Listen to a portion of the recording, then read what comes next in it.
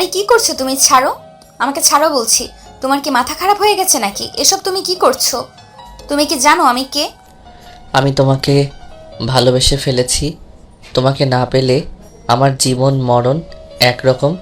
আর এটা খুব ভালোভাবে বুঝতে পেরেছি আমি যে তোমার সঙ্গে লিভ ইন সম্পর্কে না যাই তাহলে তুমি আমার সম্পর্কটাকে কোনো দিনই গুরুত্ব দেবে না।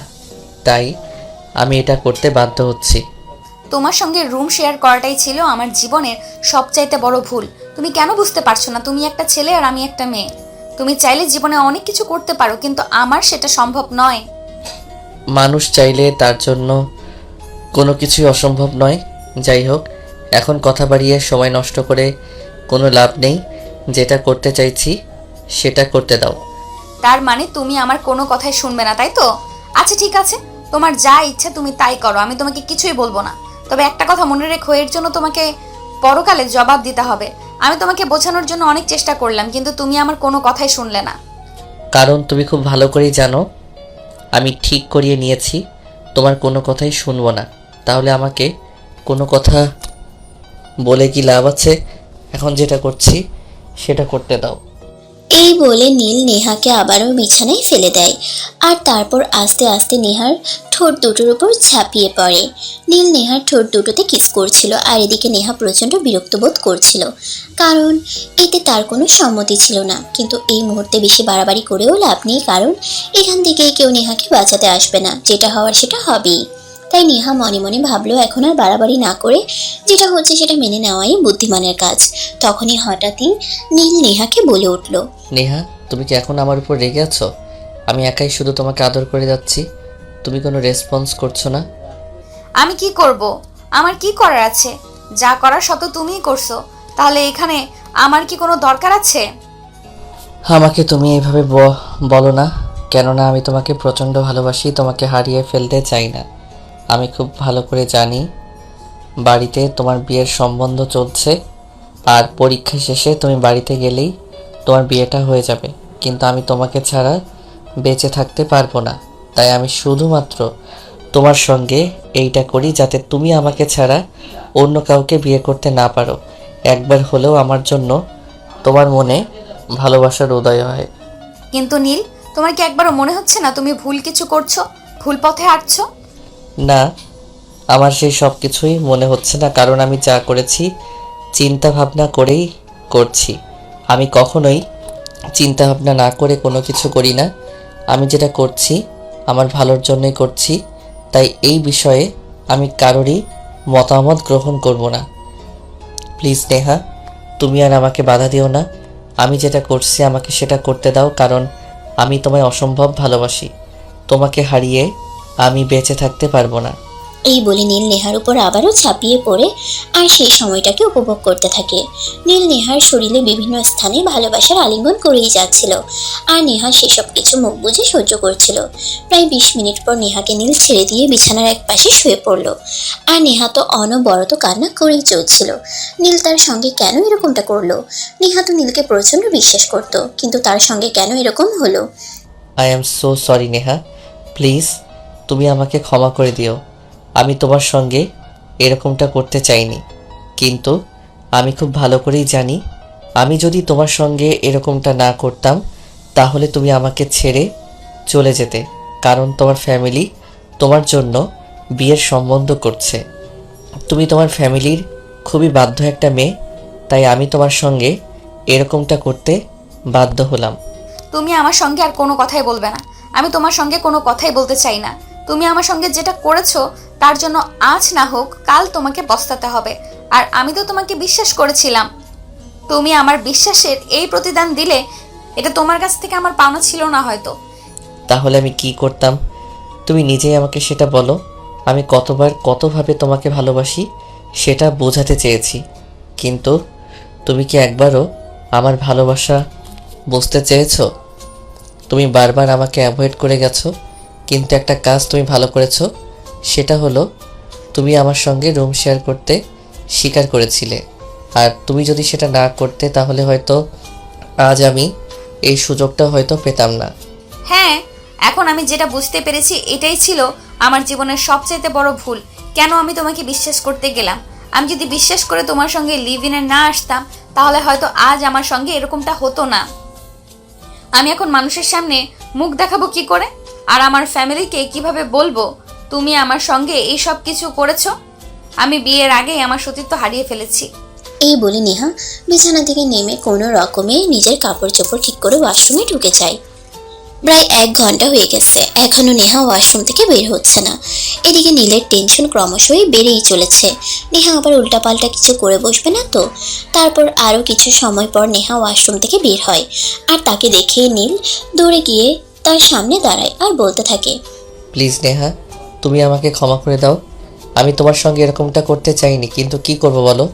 আমি যে তোমায় প্রচণ্ড ভালোবাসি, তোমাকে ছাড়া আমার বেঁচে থাকা প্রায় অসম্ভব, তাই আমি তোমার সঙ্গে এরকমটা করতে বাধ্য হলাম। তুমি আমার সঙ্গে কোনো কথাই বলবে না। আমি তোমার সঙ্গে কোনো কথা বলতে চাই না। আজকের এই মুহূর্তটাই তোমার সঙ্গে আমার কাটানো জীবনের শেষ মুহূর্ত। আজকের পর কখনোই তুমি আমাকে সামনে দেখতে পাবে না, কারণ আজকেই আমি এখান থেকে চলে যাচ্ছি। আমার চাকরির কোনো দরকার নেই। এই কথা বলে নেহা সোজা নিজের রুমে চলে গেল আর লাগেজ গুছিয়ে একদম গ্রামের বাড়ির উদ্দেশ্যে রওনা হলো। নীল নেহাকে আটকানোর জন্য অনেক চেষ্টা করেছিল, কিন্তু সে কোনোভাবেই পারল না। আসলে নীল এরকমটা করতে চায়নি, সে নেহাকে ভালোবাসে, তাই সে নেহাকে হারাতে চায় না। কিন্তু নেহা তার পরিবারের অতি বাধ্য একটা মেয়ে, সে তার ফ্যামিলির মান সম্মান বাঁচাতে যা ইচ্ছে তাই করতে পারে। এমনকি নিজের ভালোবাসার কোরবানি দিতেও সে দুইবার চিন্তা করে না। কিছুদিন আগেই নেহার বাড়ি থেকে হঠাৎ একটা ফোন আসে আর জানানো হয় নেহার বিয়ের সম্বন্ধ চলছে। এরপর থেকে নীলের এসব পাগলামো শুরু হতে থাকে। যদিও নীল অনেক আগে থেকে নেহাকে বোঝানোর চেষ্টা করছিল সে নেহাকে ভালোবাসে, কিন্তু নেহা সব কিছু বুঝেও না বুঝার অভিনয় করছিল, কারণ সে খুব ভালো করেই জানে তার ফ্যামিলিতে প্রেম ভালোবাসার কোনো জায়গা নেই। তার ফ্যামিলির মানুষ যেন প্রেম ভালোবাসা কি সেটা বুঝেই না। যাই হোক ভিউয়ার্স, আপনাদের এভাবে বললে হয়তো বুঝতে সমস্যা হবে। চলুন একটু ফ্ল্যাশব্যাক থেকে ঘুরে আসি। আজ শনিবার সকালবেলা ঘুম থেকে উঠে নীল ফ্রেশ হয়ে তৈরি হয়ে নিল ভার্সিটি যাওয়ার জন্য। তারপর বাসা থেকে তার বাইক নিয়ে বেরিয়ে পড়লো। প্রায় 10 মিনিটের মতো সময় লাগলো ভার্সিটি পৌঁছাতে। আর ঠিক তখনই তার ভার্সিটির 2 বান্ধবী কথোপকথন করছিল। কে রে নিশি, শুনলাম নীল নাকি তোর পেছনে লাইন মারছে। তাহলে তুই তাকে পাত্তা দিচ্ছিস না কেন? নীলের মতো একটা ছেলে যদি আমার পিছনে একবার লাইন মারতো, তাহলেই তো আমি তার প্রেমে রাজি হয়ে যেতাম। 2-1 কথা বললেই তার প্রেমে রাজি হয়ে যেতে হবে এমন তো কথা নেই। সে আমার সঙ্গে লাইন মারছে সেটা ঠিক আছে, কিন্তু একটু সময় নিয়ে আগে ভেবে নি তার সঙ্গে আমি সম্পর্কে যেতে পারবো কি না। তুই যাই বলিস না দোস্ত, নীলের মতো একটা ছেলেকে এভাবে বাজিয়ে রাখা তোর একদমই ঠিক হয়নি। আমাদের ভার্সিটিতে নীল একমাত্র ছেলে যার কথাতে যে কোনো মেয়ে রাজি হয়ে যেতে পারে, আর তুই কিনা তাকে ওয়েটিং লিস্টে রেখেছিস। শোন, আমি না এ ব্যাপারে তোর সঙ্গে কোনো কথা বলতে চাই না। আমি আমার ব্যাপারে নিজের সিদ্ধান্ত নিতে চাই। আমি তোর কোনো কথাই শুনছি না। আর হ্যাঁ, তোকে একটা কথা বলে দিচ্ছি, আজকের পর আর এই বিষয় আমার সঙ্গে কোনো কথাও বলবি না। আমার যখন যেটা ভালো মনে হবে তখন আমি সেটাই করব। আমি কারো সিদ্ধান্তে চলি না।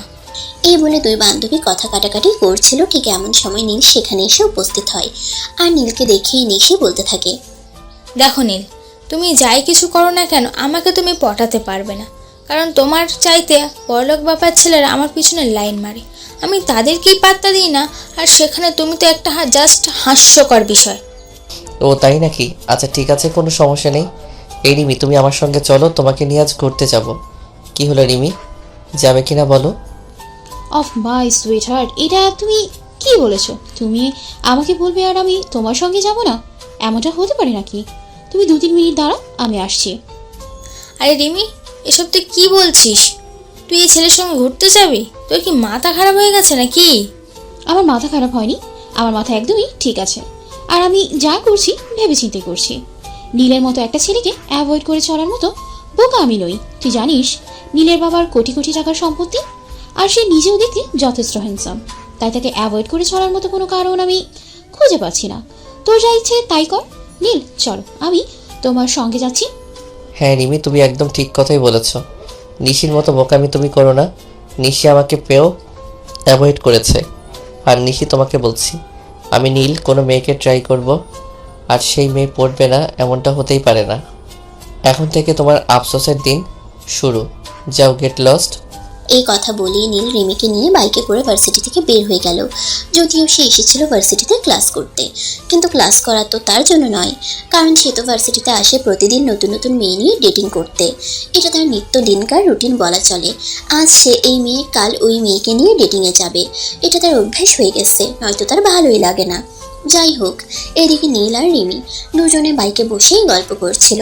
সো সুইটহার্ট, আমরা কোথায় যাচ্ছি সেটা তো আমায় বলো। যদিও তোমার সঙ্গে জাহান্নামে যেতেও আমার কোনো আপত্তি নেই। আরে এসব কি পাগলের মতো কথা বলছো? আমি তোমাকে নিয়ে জাহান্নামে কেন যেতে যাব? আমি তো তোমাকে নিয়ে সিনেমা হলে যাচ্ছি। আজ আমরা দুজনে সিনেমা দেখব আর অনেক মজা করব। রাজি মানে 100 বার রাজি। তোমাকে তো আমি আগে থেকেই বলেছি তোমার সঙ্গে জাহান্নামে যেতেও আমার কোনো সমস্যা নেই। তবে তোমাকে একটা কথা বলার আছে। সামনেই কিন্তু আমার সেমিস্টার ফি আছে, ওটা কিন্তু তোমাকে দিতে হবে। আরে বাবা, ঠিক আছে, কোনো সমস্যা নেই। সেমিস্টার ফি আর কত? মাত্র 25,000 টাকাই তো। সেটা তোমাকে আমি দিয়ে দেব, কোনো প্রবলেম হবে না। তুমি শুধু আমার সঙ্গে থেকো আর আমায় একটু আনন্দ দিও, তাহলেই হবে। আর কিছুই চাই না তোমার থেকে। তুমি আসলেই অনেক ভালো সুইটহার্ট। আমি বুঝতে পারলাম না নিশি কেন তোমায় অ্যাভয়েড করলো। তোমার মতো ছেলেকে কেউ অ্যাভয়েড করে? আসলে তুমি অনেক বুদ্ধিমান মেয়ে তো, তাই তুমি আমাকে বুঝতে পেরেছো। নিশি অনেকটা বোকা, তাই আমাকে বুঝতে পারিনি। কোনো সমস্যা নেই, তুমি আমায় আনন্দ দিতে পারলে তুমি আমার কাছে যা চাইবে আমি তোমাকে তাই দেব। এই কথা বলতে বলতে তারা বিশাল একটা ভবনের সামনে এসে দাঁড়ায়। তারপর বাইক পার্কিং করে নীল রিমিকে নিয়ে ভিতরে প্রবেশ করে। তারা লিফটে ছিল, তখনই হঠাৎ নীলের চোখ আটকে গেল একটা মেয়ের উপর। নীল যে লিফট দিয়ে উপরে উঠছিল, তার বিপরীত লিফট দিয়ে সেই মেয়েটা নিচের দিকে নামছিল। নীল হা করে সেই মেয়েটার দিকে তাকিয়ে আছে। নীল ভাবতেই পারছে না এটা মেয়ে না আকাশের পরী। মেয়ে মানুষ এতটা সুন্দরী হতে পারে নীল এর আগে কখনো দেখেনি। এই মেয়েটাকে যেন আল্লাহ তাআলা নিজের হাতে অপরূপ সৌন্দর্য দান করেছেন। তখনই নীল ওই মেয়েটার পেছনের মেয়েটা ওই ভবন থেকে বের হয়ে সোজা একটা দোতলা বাড়িতে ঢুকে। সে তার ব্যাগপত্র রেখে ড্রয়িং রুমে একটু বিশ্রাম নেবে ভেবেছে। তখনই সে কলিং বেলের আওয়াজ শুনতে পায়। এই সময় আবার কে আসলো? আমি তো সেটাই বুঝতে পারছি না। আন্টি আঙ্কেল তো আরো অনেকক্ষণ পরে আসবে, তাহলে কে এসেছে? আচ্ছা যাই হোক, আগে দরজাটা তো খুলি, তারপর দেখি কে এসেছে। 7-5 চিন্তা করতে করতে নেহা দরজাটা খুলে, আর দরজা খুলেই দেখে তার সামনে এক সুদর্শন পুরুষ দাঁড়িয়ে আছে, যাকে সে আজকের আগে কখনোই দেখেনি। তাই সে অবাক হয়ে জিজ্ঞাসা করে, কি ব্যাপার, কে আপনি? আর কি আপনার পরিচয়? আপনাকে তো আজকের আগে কখনো এখানে দেখেছি বলে মনে হয় না। অপরিচিত মেহমান বলে কি ভিতরে আসার পারমিশন দেবেন না? আপনি আমাকে গেটের বাইরেই দাঁড় করিয়ে রাখবেন? এটা কোন ধরনের ভদ্রতা? দেখুন, এইটা আমার নিজের পরিবার নয়। আমি আমার প্রতিবেশী আন্টির বাড়িতে থাকি, আর এখানে আমার থাকাটাই অনেক বেশি কিছু। তাই আমি আপনাকে চাইলেও ভেতরে আসার পারমিশন দিতে পারি না। ও আচ্ছা, ঠিক আছে, আমি বুঝতে পেরেছি এটা আপনার বাড়ি নয়। তাই বলে একজন মেহমান আসলে আর আপনাকে মেহমানকে ভিতরে ঢুকতে দিবেন না, এটাও কি ভদ্রতার মধ্যে পড়ে নাকি? দেখুন, আপনাকে তো আমি চিনি না, আর আপনার সম্পর্কে কোনো কিছু জানিও না, তাহলে আপনাকে আমি কিভাবে ঢুকতে দিব বলেন? তাছাড়া এটা যদি আমার নিজের বাড়ি হতো তাহলে অন্য কথা। যাই হোক, তবে আপনি যখন এত করে বলছেন, ঠিক আছে, ভেতরে এসে বসুন। আর হ্যাঁ, আমি কি আপনার জন্য চা কফি কিছু বানিয়ে নিয়ে আসবো? আপাতত আমার কিছুই লাগবে না, আমি শুধু আপনার সঙ্গে একটু কথা বলতে চাই। আপনার সঙ্গে 5 মিনিট কথা বলতে পারলেই হবে, আর আমার কিছুরই প্রয়োজন নেই। আপনি তো অদ্ভুত এক মানুষ। আপনার সঙ্গে আজকে আমার প্রথমবার দেখা হয়েছে, যেখানে আমি আপনার সঙ্গে কথাই বলতে চাই না, তারপরও আপনাকে বাসায় ঢুকালাম, আর এখন চা কফি কিছু অফার করছি, আপনি সেটা ফিরিয়ে দিয়ে বলছেন আপনি আমার সঙ্গে গল্প করতে চান। এটা কোন ধরনের অসভ্যতাম? আমি তো সেটাই বুঝতে পারছি না। আপনার সঙ্গে এতক্ষণ ধরে গল্প করছি, আমি তো আপনার নামটাই জানতে পারলাম না। যাই হোক, আপনার নামটা অন্তত বলুন, আর কিছু না হয় বাদই দিলাম। আপনি তো বড় অদ্ভুত মানুষ, যেখানে আমি আপনাকে চিনি না জানি না, হুটহাট করে বাসায় ঢুকে পড়েছেন, আর এখন নানান ধরনের প্রশ্ন করছেন। আপনি এক্ষুনি বাসা থেকে বের হয়ে যান, তা না হলে কিন্তু আমি পুলিশে কল করতে বাধ্য হব। হা হা হা, আপনি আমাকে হাসালেন। আপনি তো আমার সম্পর্কে কোনো কিছু জানেনই না, আর সেখানে আপনি কিনা আমাকে পুলিশের ভয় দেখাচ্ছেন। দেখুন, পুলিশে কল করে কোনো লাভ হবে না, বরঞ্চ পুলিশে আপনাকে হাজারটা প্রশ্ন করে একদম নাজেহাল করে ছেড়ে দেবে। তার চাইতে বরং এটাই ভালো হবে, আমি যেটা বলছি সেটাই করুন। তাছাড়া আর একটা কথা, আপনিও খুব ভালো করে জানেন আপনার ফাঁকা বাসায় আমি একটা ছেলে মানুষ এসেছি। এটা শুনলে এলাকার লোকজনেরা আপনাকেই কটু কথা শোনাবে, আমাকে কিন্তু ছুঁতেও পারবে না। আমার নাম নেহা, নেহা ইসলাম। এবার তো হয়েছে, এবার আপনি বাসা থেকে বিদায় হন। আমি আর আপনাকে সহ্য করতে পারছি না, আর আপনাকে সহ্য করার মতো কোনো কারণও দেখতে পাচ্ছি না। So get out. Okay madam, ঠিক আছে, কোনো প্রবলেম নেই, আমি চলে যাচ্ছি। তবে আবারও খুব তাড়াতাড়ি আপনার সঙ্গে আমার দেখা হবে, এটা আপনি নিশ্চিন্ত থাকতে পারেন। এই কথা বলে নীল নেহাদের বাড়ি থেকে বের হয়ে বাইরে চলে আসে। আর তখনই হঠাৎ তার এক বন্ধু তাকে ফোন করে। কি ব্যাপার দোস্ত, কই রে তুই? সেই কখন থেকে তোকে ফোন করছি কিন্তু তুই ফোন তুলছিস না। কি হয়েছে তোর? কোনো সমস্যা হয়েছে নাকি? কোনো সমস্যা হয়ে থাকলে তুই আমাকে বল। দোস্ত, আমি তো হুড়পড়ির সন্ধান পেয়ে গেছি। এতক্ষণ তো তার বাসাতেই ছিলাম, তার পরিচয় জানার চেষ্টা করছিলাম, কিন্তু সে আমাকে দেখে অনেক ভয় পেয়ে গেছে, তাই কোনো কিছুই জানতে পারিনি, শুধু নামটা ছাড়া। যাই হোক, বিকালে নদীর পাড়ে দেখা করিস। আচ্ছা দোস্ত, ঠিক আছে, কোনো সমস্যা নেই। তবে শোন, হুড়পড়ি খুঁজতে গিয়ে আবার আকাশের তারা হয়ে যাইস না, বলে দিলাম। আরে না দোস্ত, সেরকম কিছুই হবে না, এত চিন্তা করার কিছুই নেই। যাই হোক, তোকে যেটা বলছিলাম শোন, তুই কিন্তু বিকালে নদীর পাড়ে চলে আসবি, তারপর তোর সঙ্গে ওই বিষয়ে আলোচনা করব। ঠিক আছে দোস্ত, সমস্যা নেই। আমি ঠিক বিকেল 4টার মধ্যেই নদীর পাড়ে চলে যাব। আর হ্যাঁ, তোকে আমি একটা কারণে ফোন করেছিলাম। আমাকে 50,000 টাকা দিতে পারবি? আজ বিকেলেই আমার বড় মামা হঠাৎ অসুস্থ হয়ে পড়েছেন, আর আমাদের কাছে কিছু টাকা চাইছেন। কিন্তু এই মুহূর্তে তো আমার বাবার হাতে কোনো টাকা নেই, তাই বলছিলাম কি, তুই যদি এই হেল্পটা করতি তাহলে অনেক উপকার হতো। ঠিক আছে দোস্ত, সমস্যা নেই, তুই টাকাটা আজ বিকেলে পাবি না, কারণ আমার হাতে ক্যাশ অত টাকা নেই। আমি আমার বাবাকে বলে দেব কাল সকালে তুই বাবার অফিসে চলে যাস, বাবা তোকে টাকাটা দিয়ে দেবে। ওকে দোস্ত, ঠিক আছে, থ্যাংক ইউ সো মাচ। তোর মতো বন্ধু থাকাটা ভাগ্যের ব্যাপার। তোর মতো বন্ধু যার আছে সে সত্যিই খুব লাকি পারসন। হয়েছে, এখন আর বক বক না করে ফোনটা কেটে দে, কারণ আমি খুব ভালো করেই জানি আমার বন্ধুরা সবগুলোই স্বার্থপর, সবাই আমাকে টাকার জন্যই খোঁজে, নয়তো কেউ আমার খোঁজই রাখে না। তোর কাছে টাকা চাইলাম বলে তুই এইভাবে বলতে পারলি? তুই না আমার বন্ধু হস, আর বন্ধুত্বের এই পরিচয় দিলি তুই? ঠিক আছে, কোনো সমস্যা নেই, লাগবে না তোর টাকা, তুই থাক তোর টাকা নিয়ে। আরে না দোস্ত, তুই মন খারাপ করিস না, আসলে আমি তোর সঙ্গে একটু মজা করছিলাম। যাই হোক, বিকালে কিন্তু ঠিক সময় চলে আসিস। এই কথা বলতে বলতে নীল ফোনটা কেটে দেয়। আর অপর প্রান্ত থেকে রাজ ফোনটা রেখে মুচকি মুচকি হাসতে থাকে, কারণ নীল তেমন একটা ভুল কথা বলেনি। নীলের যত বন্ধু বান্ধব আছে সবাই নীলকে প্রয়োজনেই ব্যবহার করে, এমনকি নীল যে কাপড় চোপড় বদলানোর মতো গার্লফ্রেন্ড বদলায়, তারাও কিন্তু নীলকে স্বার্থের জন্যই ব্যবহার করে। তাই নীলের বলা কথাগুলো খুব একটা ভুল নয়। যাই হোক, এদিকে দেখতে দেখতে বিকেল হয়ে গেল। রাজ নদীর পাড়ে বসে নীলের জন্য অপেক্ষা করছে। তখনই হঠাৎ আরম 5 মোটরসাইকেলে এসে হুশ করে দাঁড়িয়ে পড়ে। রাজের বুঝতে বাকি রইল না তার পিছনে যে বাইকটা দাঁড়িয়েছে সেটা নীলের, তাই সে পেছন ফিরে না তাকিয়েই বলতে থাকে, এতক্ষণে তোর আসার সময় হলো? আমি সেই আধা ঘন্টা ধরে এখানে বসে বসে তোর জন্য অপেক্ষা করছিলাম।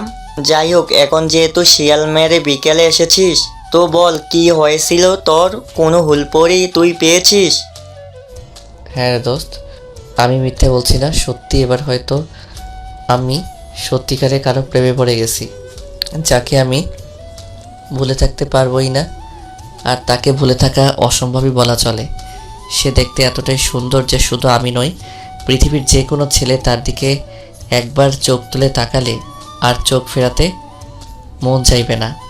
তাহলে একটা কাজ কর না দোস্ত, তোর সেই হুড়পড়িকে আমার কাছে দিয়ে দে, কারণ তুমি তো খুব ভালো করেই জানিস আমার ফ্যামিলির মানুষ আমাকে অনেকদিন ধরে বিয়ে করার জন্য চাপ দিচ্ছে, কিন্তু আমি আমার মনের মতো কাউকেই খুঁজে পাচ্ছি না। এবার যদি তোর পরিটাকে আমায় দিয়ে দিস তাহলে আমি বিয়ের কাজটা সেরে ফেলতে পারি। একদম জীবন মাঞ্জা বরাবর একটা লাথি। এতদিন তোরা প্রেম করেছিস, আমি কি তোদের কিছু বলেছি? আমি তো শুধু মেয়েদের নিয়ে ডেটিংয়ে যেতাম আর বাপের পয়সা উড়াতাম। এবার কিন্তু আমি সত্যি বলছি, আমি সত্যি সত্যি কারোর প্রেমে পড়ে গেছি। আর প্রেমে পড়েছি বললে ভুল হবে, কারণ আমি তাকে ভালোবেসে ফেলেছি। আমি তাকে এক মুহূর্তের জন্যেও ভুলতে পারছি না। তার সাথে দেখা হওয়ার পর থেকে প্রতিটা সেকেন্ডে, প্রতিটা মিনিটে আমার চোখের সামনে শুধু তার ছবি ভাসছে। আমার জীবনটা এখন সেই হুর পরিময় হয়ে গেছে।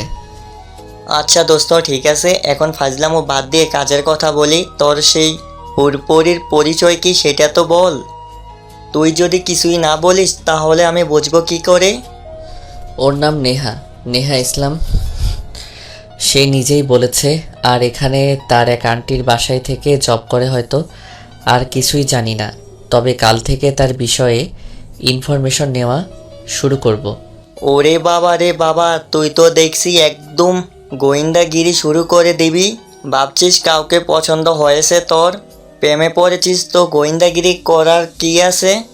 শোন, তুই যেরকমটা ভাবছিস সেরকমটা নয়। আমি কিন্তু মেয়েটার প্রেমে পড়েছি নয়, আমি মেয়েটাকে ভালোবেসে ফেলেছি।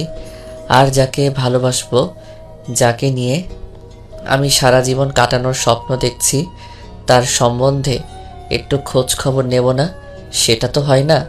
আমি সব কিছু চিন্তা ভাবনা করে তারপরে সিদ্ধান্ত নিই। এটা তো তুই জানিস নাকি?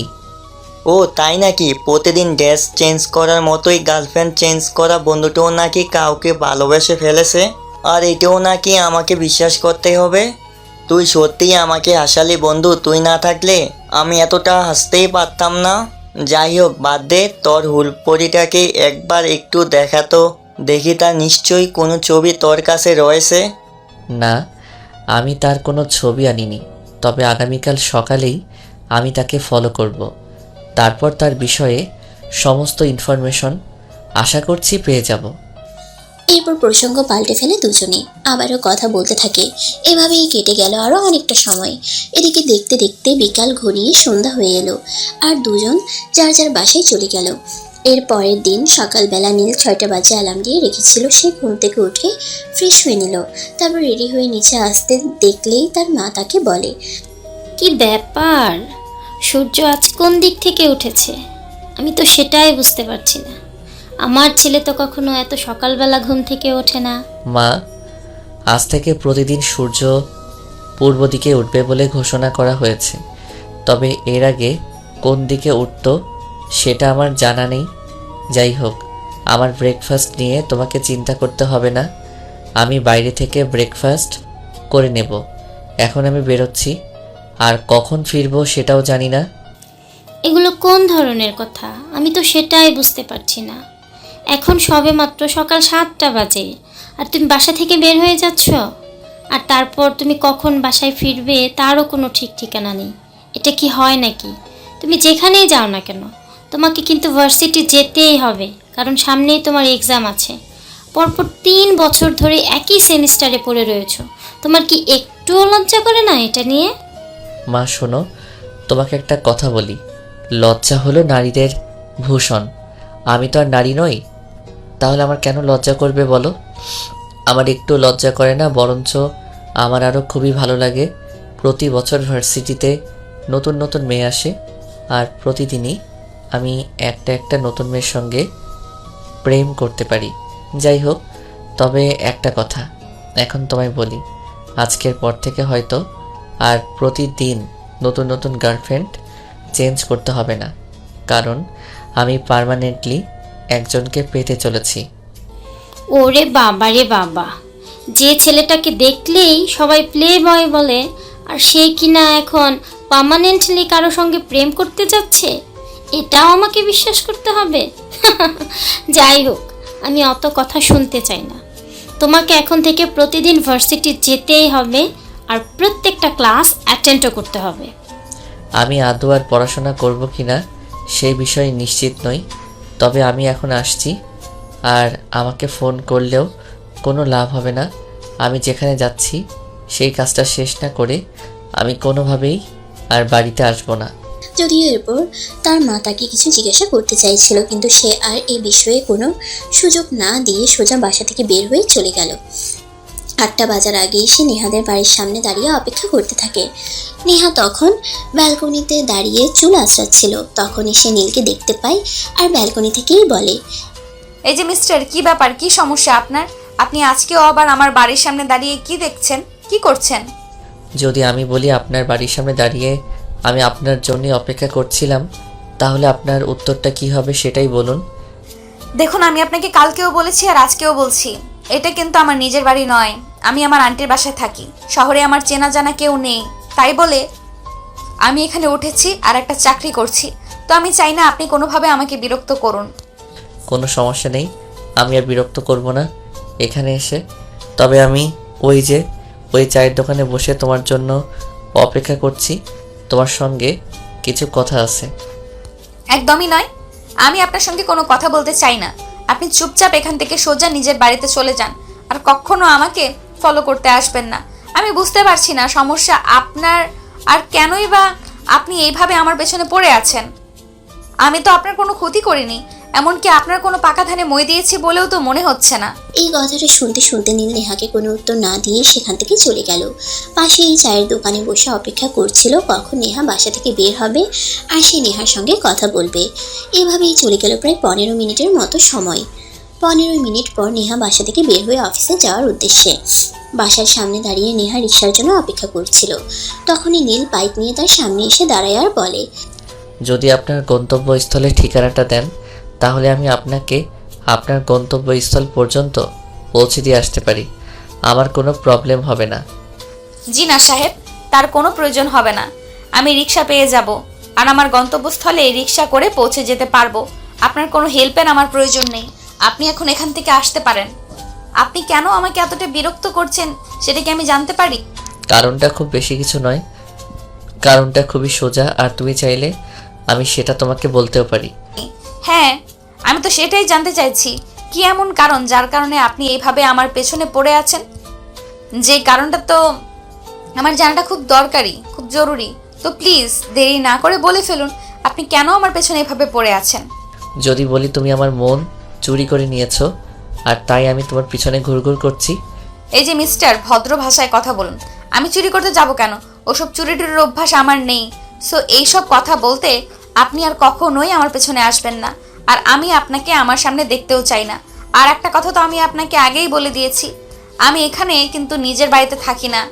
এইখানে আমাকে অনেক কিছু মেনটেন করতে হয়, তাই আপনি এমন কিছু করবেন না যাতে আমার এখানে থাকাটা কষ্টসাধ্য হয়ে দাঁড়ায়। তুমি এখানে থাকা নিয়ে চিন্তা করছো, আমি কিন্তু মোটেও তোমার থাকা নিয়ে চিন্তা করছি না। কারণ এই শহরটা এতটাও ছোট নয় যেখানে তোমার থাকার জায়গা হবে না। যাই হোক, কোথায় যাচ্ছিলে সেটা বলো, আমি তোমায় পৌঁছে দিয়ে আসি। আরে মিস্টার, আপনার মতো পোলাপান তো আমি জীবনেও দেখি নাই। আমি তো আপনাকে বললাম আমার আপনার হেল্পের কোনো প্রয়োজন নেই, তারপরও আপনি কেন এভাবে ছ্যাঁচড়ামি করছেন? আমি তো বলেছি আপনি এখান থেকে চলে যান। আমি আপনার সঙ্গে কোনো কথাই বলতে চাই না। এরপর নীল কিছু একটা বলতে চাইছিল, ঠিক তখনই সেখানে রিক্সা চলে আসে আর নেহা রিক্সায় উঠে যায়। তখন নীল আর কোনো উপায় অন্তর না দেখে মোটর সাইকেল নিয়ে নেহার পেছনে ফলো করতে থাকে। রিক্সা যেখানে এসে দাঁড়ালো সেই জায়গাটা দেখে তো নীলের চক্ষু চড়ক গাছ, কারণ এটা তো নীলের বাবার অফিস, মাইক্রোসফট কোম্পানি। তার মানে কি নেহা এখানেই চাকরি করে?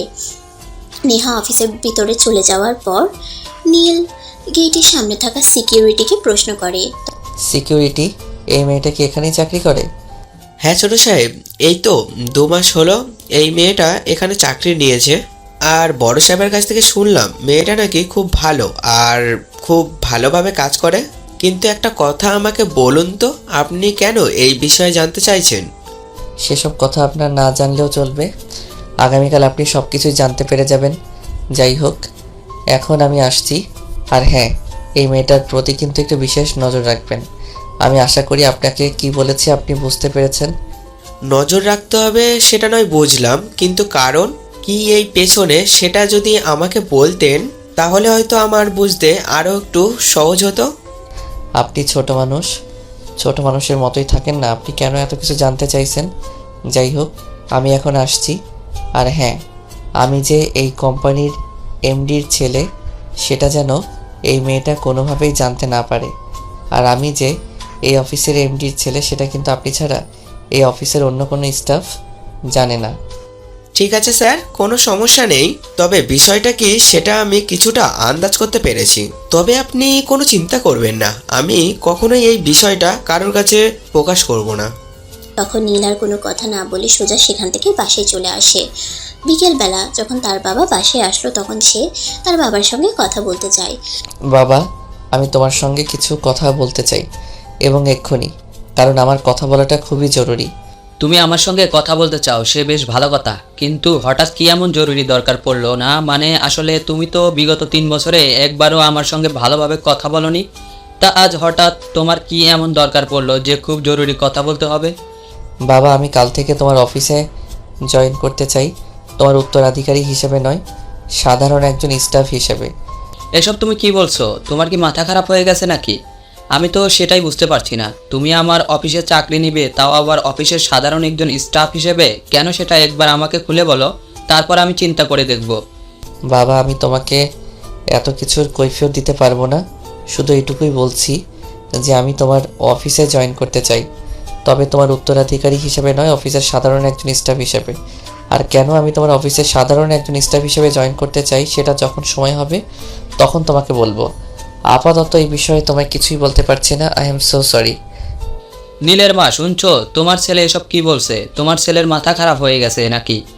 আমি তো সেটাই বুঝতে পারছি না। সে আমার অফিসে কাজ করতে চাইছে, সে নিজের অফিসে কেন একজন স্টাফ হিসেবে জয়েন করবে? আমি তো সেটাই বুঝতে পারছি না। তুমি প্লিজ তোমার ছেলের সঙ্গে কথা বলো।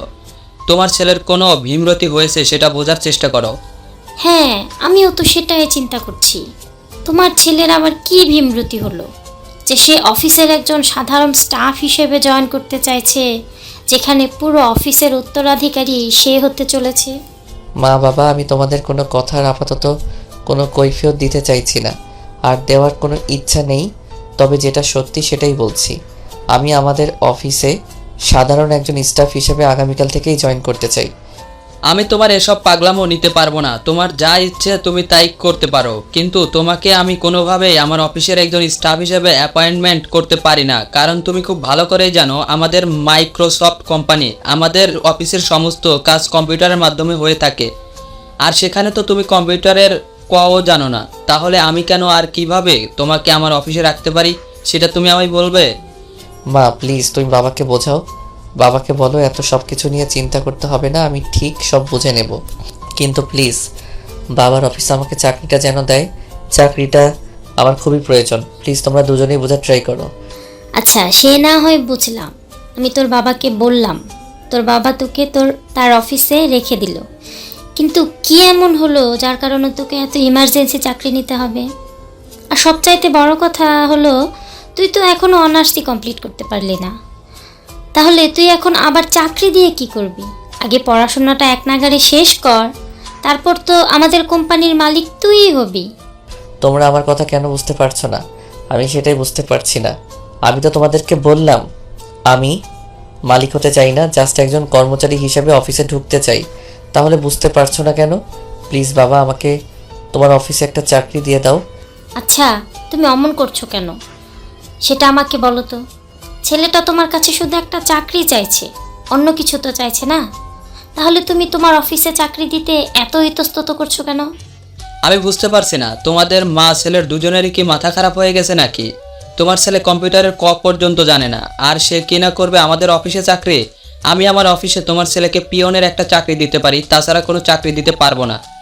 বাবার মুখ থেকে এমন কথা শুনে নীল কিছুটা রেগে গেল, আর সেই বিষয়টা তার বাবা মা দুজনেই বুঝতে পারলো। তাই নীলের মা আবারও নীলের বাবাকে বলে, আচ্ছা, নিজের ছেলের সঙ্গে এমন ব্যবহার কেউ করে? ছেলেটা তোমাকে এত রিকোয়েস্ট করে বলছে তোমার অফিসে একটা চাকরি দেওয়ার জন্য, কিন্তু তুমি তো কোনো কথাই শুনছো না। তুমি এরকম কেন করছো বলো তো আমাকে? সে তো তোমার নিজেরই ছেলে, তোমার কাছে শুধু একটা চাকরি চাইছে, লাখ লাখ টাকা তো আর চাইছে না। তোমার ছেলের আমার অফিসে চাকরি করার চাইতে মাসে যদি 5 লাখ টাকা হাত খরচ চাই তাও আমি সেটা দিতে পারবো, কোনো প্রবলেম হবে না। কিন্তু আসল সমস্যাটা আমি তোমাদের কাউকেই বোঝাতে পারছি না। আমি তোমাদের কারোরই কোনো সমস্যার কথা শুনতে চাই না। আমি যেটা শুনতে চাই সেটা হলো তুমি আমার ছেলেকে তোমার অফিসে চাকরি দিচ্ছ। আমার এসব ঝামেলা ভালো লাগছে না। প্লিজ, আমার ছেলে তো তোমার কাছে শুধু একটা চাকরি চাইছে, ওটা ওকে দিয়ে দাও, তাহলেই তো সমস্যার সমাধান হয়ে যায়। হ্যাঁ বাবা, একদম ঠিক কথাই বলেছে। প্লিজ তুমি তোমার অফিসে আমাকে চাকরিটা দিয়ে দাও, তাহলে তো আর কোনো সমস্যা থাকে না। আর হ্যাঁ, তুমি বিশ্বাস করো, আমার দ্বারা তোমার কোম্পানির কোনো ক্ষতি হবে না, আর সেটা আমি হতে দেব না। কারণ কয়দিন পরে তো সেই কোম্পানির মালিক আমি হতে চলেছি, আর নিজের ক্ষতি কেউ জেনে শুনে করে না। তাই এইটুকু ভরসা তুমি আমাকে করতেই পারো। নীল আর নীলের মা দুজনে এভাবে নীলের বাবাকে রিকোয়েস্ট করেই যাচ্ছিল। অবশেষে নীলের বাবা সবকিছু মেনে নেয় আর নীলকে বলে, আচ্ছা ঠিক আছে, আমি তোমাদের মা ছেলের কথা মেনে নিলাম, তোমার ছেলেকে আমাদের অফিসে রেখে দিলাম, আর একটা চাকরিও দিলাম। তবে একটা কথা, তোমার ছেলে কিন্তু আমার অফিসের কোনো জিনিস টাচ করতে পারবে না। সে যেটা চাইছে সেটাই হবে। আমি তাকে চাকরি দিব, কিন্তু সে আমার অফিসে কোনো কাজ করবে না। যদি তোমার ছেলে আমার এই শর্তটা মেনে নিতে পারে, তাহলেই তোমার ছেলেকে বলো কাল থেকে অফিসে আসতে, আর না হয় তো তোমার ছেলের অফিসে আসার কোনো প্রয়োজন নেই। ঠিক আছে বাবা, তুই আমাকে যা শর্ত দেবে তাই আমি মেনে নেব। আমি তোমার অফিসের কোনো জিনিস টাচ অবধি করবো না, আমার শুধু চাকরিটা হলেই চলবে। আমি তোমার অফিসে নিয়মিত যাওয়া আসা করতে পারলেই হবে। এই বলে নীল খুশিতে গদগদ হয়ে নীলের রুমে চলে যায় আর পরের দিন সকালে অফিসে যাওয়ার জন্য নিজেকে মনে মনে প্রস্তুত করতে থাকে। পরের দিন সকাল 7টা বাজতে না বাজতেই নীল ঘুম থেকে উঠে ফ্রেশ হয়ে তৈরি হয়ে নেয় আর নাস্তার টেবিলে চলে আসে। এটা দেখে তার মা তাকে বলতে থাকে, কি ব্যাপার নীল, তুই আজ এত সকালে ঘুম থেকে উঠলি কি করে? তুই তো কখনো সকাল 10টার আগে ঘুম থেকে উঠিস না। আজ সূর্যটা কোন দিক থেকে উঠেছে আমি তো সেটাই বুঝতে পারছি না। তোর বিষয়টা কি বল তো শুনি। আমার আবার বিষয় কি হতে যাবে? আজ আমি বাবার অফিসে প্রথম জয়েন করব, সেটা তো তোমরা সবাই জানো। তাই একটু সকাল সকাল ঘুম থেকে উঠেছি, এছাড়া কিছুই নয়। ও আচ্ছা, এতক্ষণে বিষয়টা ক্লিয়ার বুঝতে পেরেছি আমি তো ভেবেছিলাম মনে হয় সূর্য আজকে পশ্চিম দিকে উদিত হয়েছে, তাই তুই সকাল সকাল ঘুম থেকে উঠে গেছিস। যাই হোক, নাস্তা করে যাবি নাকি বাইরে নাস্তা করবি? আমি বাইরে নাস্তা করতে যাব কেন? আমি তো বাইরের খাবার খাই না, এটা সবাই জানো। আমি বাড়ি থেকে নাস্তা করে তারপরেই বের হব। ও আচ্ছা, ঠিক আছে, কোনো সমস্যা নেই, আমি বুঝতে পেরেছি। তুই একটু বস, আমি এক্ষুনি তোর নাস্তা রেডি করে দিচ্ছি। অতঃপর নীলের মা নীলকে সকালের নাস্তা তৈরি করে দিল আর নাস্তা খেয়ে অফিসের উদ্দেশ্যে বেরিয়ে পড়ল। 30 মিনিটের মতো সময় লাগলো অফিসে পৌঁছাতে।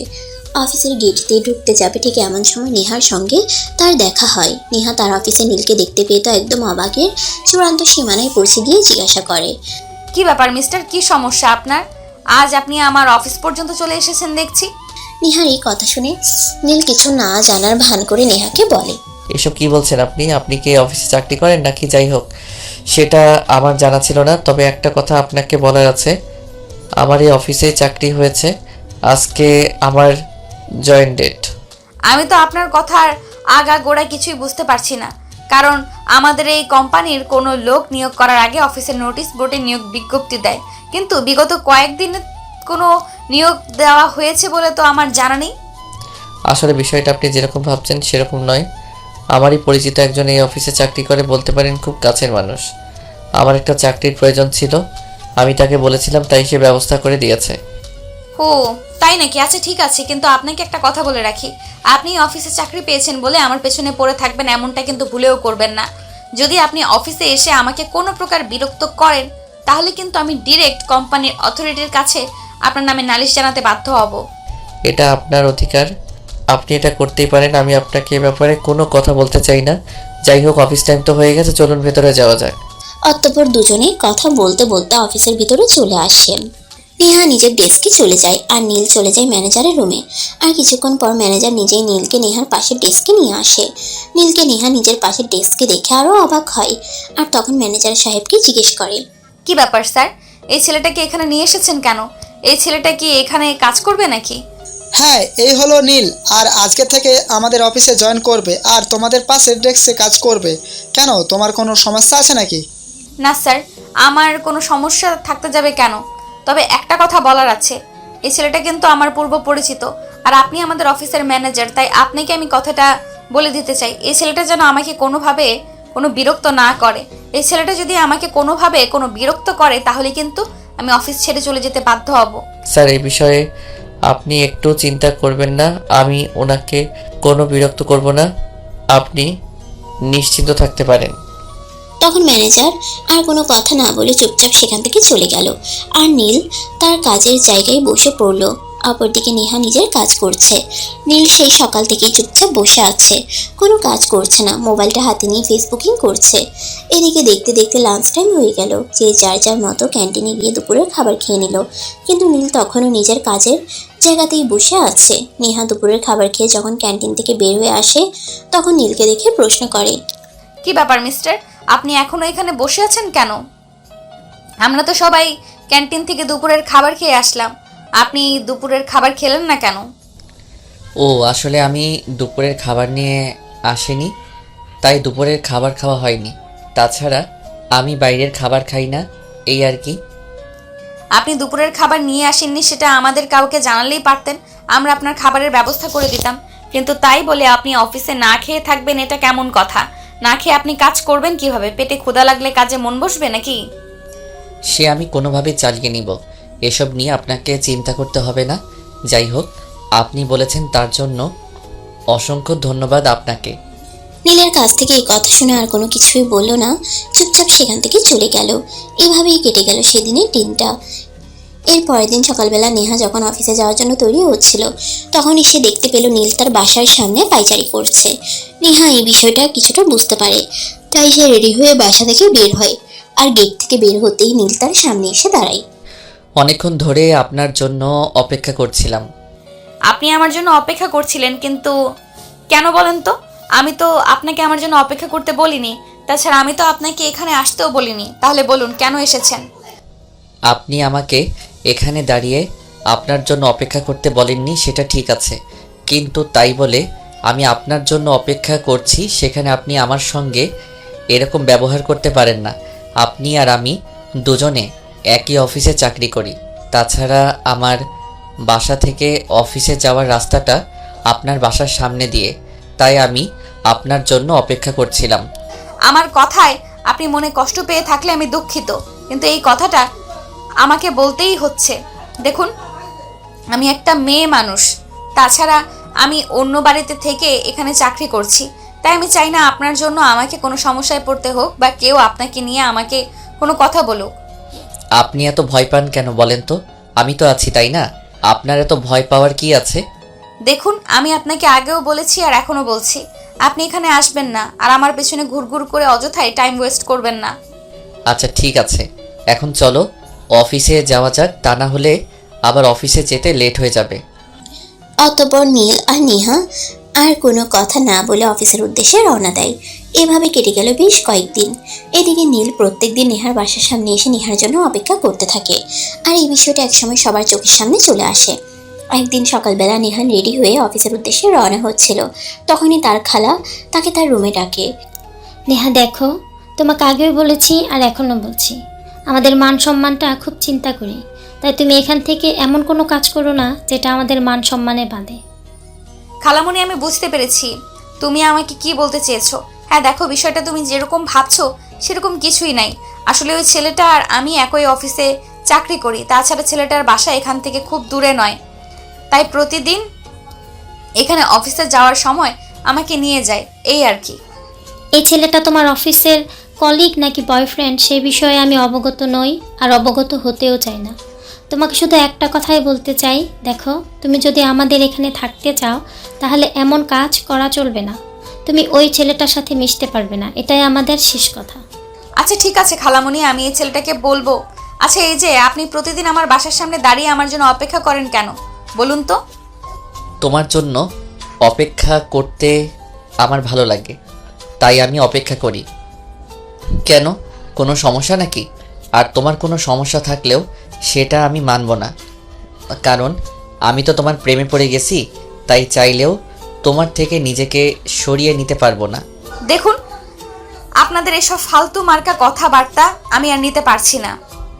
তার কারণ হলো, আজ আমি আমার খালামণি আমাকে বলেছে আমি যদি আপনার সঙ্গে মেলামেশা করি তাহলে আমাকে বাসা থেকে বের করে দেবে। তারপর আমি কোথায় থাকবো সেটা কি আপনি আমাকে বলে দেবেন? এত চিন্তা করার কি আছে? তুমি সবাইকে বলে দাও তুমি আর কোনো কথা শুনবে না, আমার সঙ্গে মেলামেশা করবে, তারপর যেটা হয় হোক। ঠিক আছে, আমি বুঝতে পেরেছি। সোজা আঙুলে ঘি উঠবে না। আমি আজকেই অফিসে গিয়ে বসের সাথে আপনার নামে বিচার দিব, তারপর দেখি আপনি কি করেন। এই কথা বলে নেহা কোনো রকমে নীলকে পাশ কাটিয়ে সেখান থেকে চলে গেল। এদিকে অফিসে আসতে না আসতেই অফিসের বস নীলকে নিজের কেবিনে ডেকে দিলেন। কি ব্যাপার নীল, আমি তোমার ব্যাপারে এসব কি শুনছি? তুমি অফিসে এসব কি শুরু করছো? তুমি কি মান ইজ্জত নিয়ে টিকতে দিবে না নাকি? বস, আমার তো মনে হয় না আমি এমন কিছু করেছি বলে যাতে অফিসের কিংবা অফিসের অন্য কারো মান সম্মানে বাড়তে পারে। দেখো নীল, তোমার এসব হেলাপোনিয়া আমার একদমই ভালো লাগছে না। তুমি নেহার সঙ্গে এসব কি শুরু করছো? নেহা আজ অফিসে এসে তোমার নামে বিচার দিয়েছে।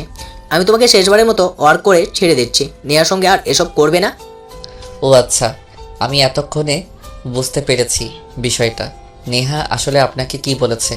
দেখুন, আমি নেহাকে ভালোবাসি, আর আমি চাই না আমাদের দুজনের ভালোবাসার মধ্যে আপনি কাবাবের হাড্ডি হয়ে বসেন।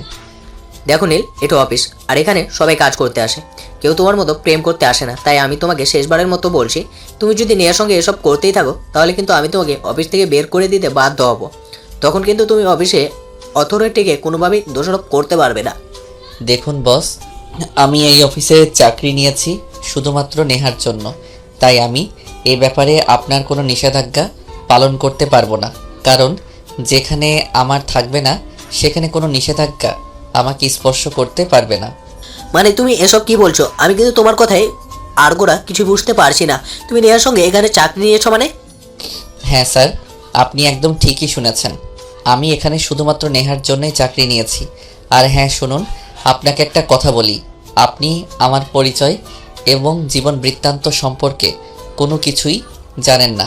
আমি সব কিছু লুকিয়ে রেখেই এখানে চাকরি নিয়েছি। অতঃপর নীল তার পরিচয় আর সবকিছু তার বসকে খুলে বলে। সবকিছু শুনে নীলের বস তাকে বলে, আই এম সো সরি, আমি আপনাকে চিনতে পারিনি। যাই হোক, তবুও আমি আপনাকে একটা কথাই বলবো, আপনি এই অফিসের অ্যাডমিনের একমাত্র ছেলে হয়ে অফিসের কেন এমপ্লয়ের পিছনে পড়ে থাকা, কিন্তু আপনাকে শোভা পায় না। দেখুন, প্রেম ভালোবাসা কখনো ধনী গরিব কিংবা অর্থ সম্পদ দেখে হয় না। প্রেম ভালোবাসার জাস্ট হয়ে যায়, সেটা যেভাবেই হোক আর যে কোনো পরিস্থিতিতেই হোক। তাই আমি আপনাকে শুধু একটা কথাই বলতে চাই, আমি আজ আপনাকে যেগুলো বলেছি সেগুলো আপনি কখনোই নেহা কিংবা অফিসের অন্য কারোর সঙ্গে শেয়ার করবেন না, যতক্ষণ পর্যন্ত আমি না বলছি। ওকে ঠিক আছে, কোনো সমস্যা নেই। আপনি যখন আপনার ভালোবাসাকে নিজের করে পাওয়ার জন্য নিজের পরিচয় এমনকি সব কিছু গোপন রাখতে চান, তাহলে এতে আমার কোনো সমস্যা থাকবে না। হ্যাঁ, আমি আপনাকে একটা কথা বলি, আপনার যদি এই ব্যাপারে কখনো আমার কোনো সহযোগিতার প্রয়োজন মনে হয় তাহলে অবশ্যই আমাকে বলবেন। আমি আমার শতভাগ দিয়ে চেষ্টা করব আপনাকে সহযোগিতা করতে। অতঃপর নীল আর কোনো কথা না বলে চুপচাপ সেখান থেকে বের হয়ে চলে আসে। আর এদিকে কিছুক্ষণ পর নেহাও আমারও বসের কেবিনে যায় আর বসের কাছ থেকে জানতে চায় বস নীলের সঙ্গে এ ব্যাপারে কি কথা বলেছে। তখন অফিসের বস নেহাকে বলে, দেখো নেহা, আমি নীলের সঙ্গে কথা বলেছি, আর কথা বলে বুঝতে পেরেছি নীল তোমাকে সত্যি অনেক বেশি ভালোবাসে। তাই আমি মনে করি নীলের এই বিরক্ত করাটাকে তোমার বিরক্ত মনে না করে ভালোবাসা বলে মেনে নেওয়া উচিত, আর তাকে অ্যাকসেপ্ট করে নেওয়া উচিত। বস, আমি বুঝতে পারছি না আপনি একটু আগে কিভাবে কথা বললেন আর এখন কিভাবে কথা বলছেন। নীল আপনাকে জাদু করেছে কিনা সেটাই আমি বুঝতে পারছি না। আপনি মুহূর্তের মধ্যেই বদলে গেলেন আর আমাকে এইসব কথা বলছেন। আপনি বস হয়ে আপনার একজন কর্মচারীকে এইসব কথা বলতে আপনার একটু রুচিতে পাচ্ছে না? বস তখন নেহাকে কিছু বলতে চাইছিল, কিন্তু নেহা সেটার সুযোগ না দিয়ে সেখান থেকে হনহন করে বের হয়ে গেল আর নিজের কেবিনে এসে ভাবতে লাগলো আসলে বিষয়টা কি হয়েছে। এইভাবে দেখতে দেখতে অফিসের টাইম শেষ হয়ে রাত 8টা বেজে গেল আর অফিস থেকে বের হয়ে সোজা বাসায় চলে আসলো। আর এরপর চলে গেল আরও কয়েকদিন। হঠাৎ একদিন রাতের খাবারের বেলা তার খালা তাকে বলল, নেহা, তোমাকে অত্যন্ত দুঃখের সহিত জানানো হচ্ছে যে তোমাকে আমরা আর আমাদের বাড়িতে রাখতে পারবো না, কারণ তোমাকে আমরা খুবই ভালো একটা মেয়ে বলে আমাদের বাড়িতে থাকতে দিয়েছিলাম। কিন্তু ইদানিং তুমি যা শুরু করেছো সেগুলো আমাদের রুচিতে পাচ্ছে। তাই তোমাকে 2 দিন সময় দিলাম, এই 2 দিনের মধ্যে তুমি আমাদের বাসা ছেড়ে অন্যত্র চলে যাবে। তোমাকে আর আমাদের এখানে থাকতে দেওয়া হবে না। কিন্তু খালা, এভাবে হঠাৎ আমি একটা মেয়ে মানুষ কোথায় চলে যাব? আর এগুলো জানতে পারলে আমার মা অনেক টেনশন করবে। তুমি কোথায় যাবে আর কি করবে সেই ব্যাপারে আমাদের চিন্তা করার সময় নেই। তোমার বিষয়টা তুমি নিজেই বুঝে নাও। তোমাকে এখানে থাকতে দিয়েছিলাম, কিন্তু এসব ফষ্টি নষ্টি করার অনুমতি তো আমরা দেইনি। তাই এখন তুমি কি করবে না করবে সেই ব্যাপারে আমাদের না জানার কোনো আগ্রহ নেই। কথাগুলো এক নাগারে বলে খাবার টেবিল থেকে তিনি উঠে চলে গেলেন। আর এদিকে নেহা কোনো রকমে খাবারটা শেষ করে নিজের রুমে চলে আসলো। আর বসে বসে ভাবতে লাগলো সে এখন কোথায় যাবে আর কি করবে, আর নীল কেনই বা এগুলো করতে গেছিল। এর জন্যই তো আজ নেহাকে এমন পরিস্থিতিতে পড়তে হয়েছে। তবে যাই হোক, আগামীকাল সকাল হলেই নীলের সঙ্গে কথা বলতে হবে। এইসব ঝামেলার একমাত্র কারণ নীল, আর তাই নীলকেই এই সমস্যার সমাধান দিতে হবে। যেমন চিন্তা তেমনই কাজ। পরের দিন সকালবেলা যখন নেহা অফিসে যাওয়ার উদ্দেশ্যে বাসা থেকে বের হয়, তখনই নীল তার বাসার সামনে দাঁড়িয়েছিল। আর নেহা তাকে দেখতে পেয়ে বলতে থাকে, নীল, আজ তোমার সঙ্গে আমার কিছু গুরুত্বপূর্ণ কথা আছে যেগুলো আমি বলবো আর তুমি শুনবে। আর তোমার জন্য আমাকে এই সমস্যায় পড়তে হয়েছে, তাই সমস্যার সমাধান তোমাকেই করতে হবে। আরে কি বলো তুমি? তোমার জন্য আমি নিজের জীবন দিতে প্রস্তুত, কিন্তু কি হয়েছে সেটা আমাকে খুলে বলো। আমার জন্য তোমাকে কি এমন সমস্যায় পড়তে হলো বলো আমাকে, আমি শুনছি। তোমাকে আমি কত করে বলেছি তুমি এইভাবে আমার বাসার সামনে এসে দাঁড়িয়ে থাকবে না।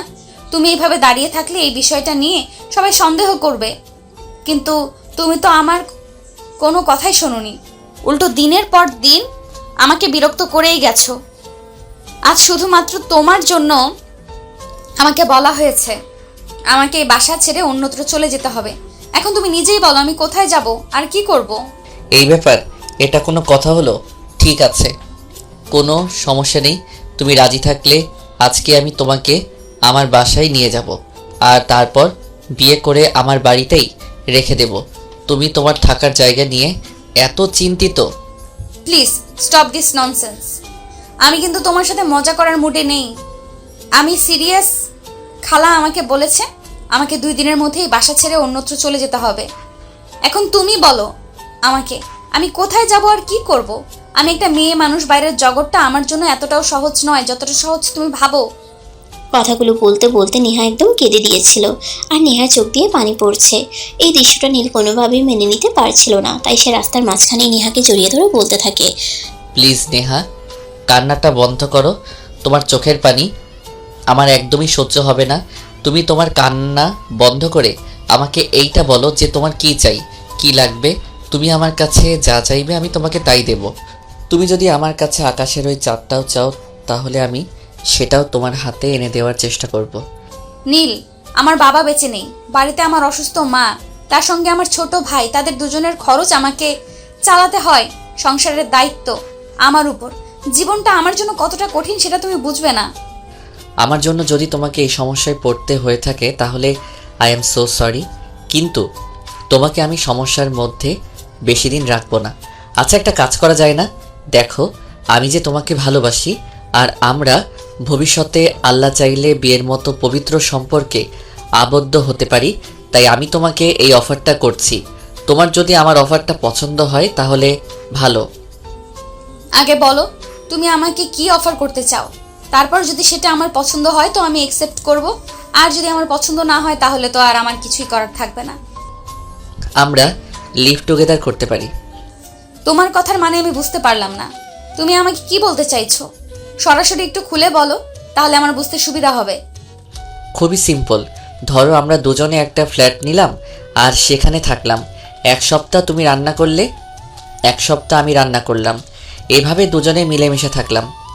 তোমার আইডিয়াটা মন্দ না, কিন্তু আমি তোমাকে একটা কথা বলতে চাই। লিভ টুগেদারের মানে আমি মোটামুটি বুঝি, একেবারে যে বুঝি না তা কিন্তু নয়। তবে হ্যাঁ, আমরা কিন্তু একই রুমে থাকবো না, আমরা একই ফ্ল্যাটে আলাদা 2টো বেডরুমে থাকবো। ওকে, আমি রাজি, আমার কোনো প্রবলেম নেই। আর হ্যাঁ, তোমাকে তো বাসা থেকে মাত্র 2 দিন সময় দেওয়া হয়েছে, আজ আর কাল। তাহলে একটা কাজ করো, তুমি অফিসে চলে যাও, আমি আজ আর অফিসে যাব না। আমি আজকাল 2 দিনের মধ্যেই আমাদের দুজনের জন্য 2 কামরার একটা ফ্লাইট বুকিং করে নেব। অতঃপর আচ্ছা ঠিক আছে, এই কথা বলে নেহা অফিসে চলে গেল। আর নীল বের হয়ে গেল তাদের স্বপ্নের ফ্ল্যাট খুঁজতে। সারাদিন নীল সারা শহরে ঘোরাঘুরি করলো, কিন্তু কোথাও সেরকম ফ্ল্যাট খুঁজে পেল না। কিন্তু নীল ব্যর্থ হওয়ার মতো ছেলে নয়, তাই সে সন্ধ্যাবেলায় নেহাকে কল করে আর বলে, নেহা, আজকে তো সেরকম কোনো ব্যবস্থা করতে পারলাম না, তবে তুমি কোনো চিন্তা করো না, আগামীকালকের মধ্যে আমি নিশ্চয়ই কোনো একটা ব্যবস্থা করে ফেলবো। তুমি কিন্তু এ ব্যাপারে একদম কোনো চিন্তা করবে না।